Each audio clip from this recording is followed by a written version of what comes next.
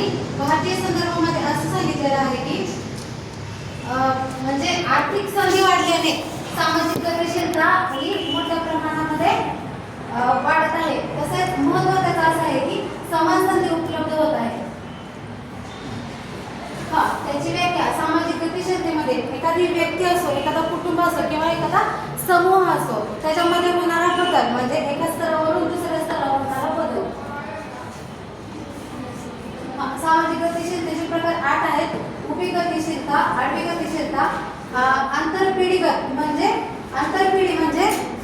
वडिलाची आणि मुलाची जी पिढी असते ती, विनिमय गतिशीलता, संरचन गतिशीलता, अंतर्गत गतिशीलता म्हणजे पिढ्यानपिढ्या म्हणजे आपण आपल्या वडिलांची आजोबांची पिढी, आणि भौगोलिक सामाजिक गतिशीलता. सामाजिक गतिशीलतेचे महत्त्व असं आहे की समान संधी. तर आपल्या भारतीय संविधानामध्ये कलम 16 मध्ये असं सांगितले आहे की सर्वांना रोजगाराची समान संधी. तसेच कलम 19F मध्ये असं सांगितलेलं आहे की म्हणजे तरुण असो नाहीतरी बालक असो त्यांना विकासाची समान संधी. आणि सामाजिक न्याय, उत्तम जीवन, सकारात्मक सामाजिक बदल आणि राष्ट्रीय सहभाग आणि गरिबीचे निर्मूलन. सामाजिक गतिशीलतेवर परिणाम करणारा एक सगळ्यात चांगला घटक म्हणजे शिक्षण आहे.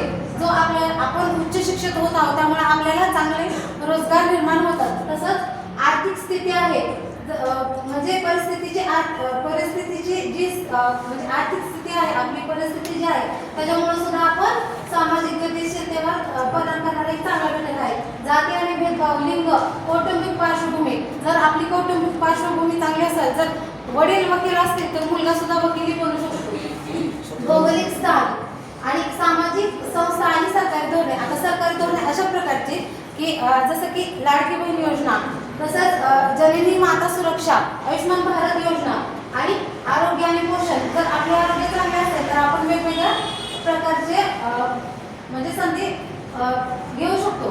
आता गतिशीलतेचे उदाहरण आहे जसं की आडवी गतिशीलतेचे उदाहरण आहे की आडवी गतिशीलता म्हणजे एका ठिकाणाहून दुसऱ्या ठिकाणी, म्हणजे जसं की सॉफ्टवेअर इंजिनियर असलेला मुलगा तो गुगलवरून मायक्रोसॉफ्टमध्ये नोकरी जातो किंवा तिकडून इकडे सुद्धा येऊ शकतो. नेक्स्ट, उभी गतिशीलता म्हणजे वरची गतिशीलता आणि खालची गतिशीलता. जर चांगला नोकरी करणारा असला मुलगा असेल तर त्याला कधी कधी सामान्य काम चांगल्यावरून सामान्यावर येऊ शकतो किंवा सामान्यावरून चांगल्यावर जाऊ शकतो. अवनती म्हणजे अशी गतिशीलता की एखादा चांगला अधिकारी असतो पण काही कारणानिमित्त त्याची नोकरी जाते किंवा त्याला कारखान्याचं काम करावं लागतं कधी. आंतरपिढी म्हणजे जेव्हा एका पिढीच्या सामाजिक स्तरात मागील पिढीच्या तुलनेत बदल होतो. आंतरपिढी म्हणजे तेच की जेव्हा एकाच व्यक्तीच्या आयुष्यात तिच्या करिअरमध्ये सामाजिक स्तरावर बदल होतो. सर्वसमावेशक गतिशीलता. सर्वसमावेशक म्हणजे काय तर व्यक्ती, कुटुंब आणि समूह यांचा समावेश असलेली शिक्षणाची संकल्पना काय. त्याच्यामध्ये समान संधी, प्रत्येकाला समान संधी आहे.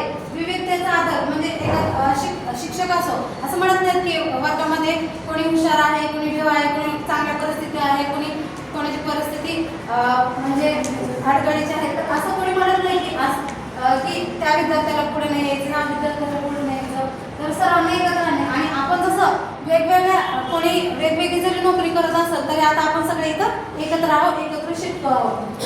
अडथळे दूर करणे. जर एखादा व्यक्ती जर अपंग असेल तर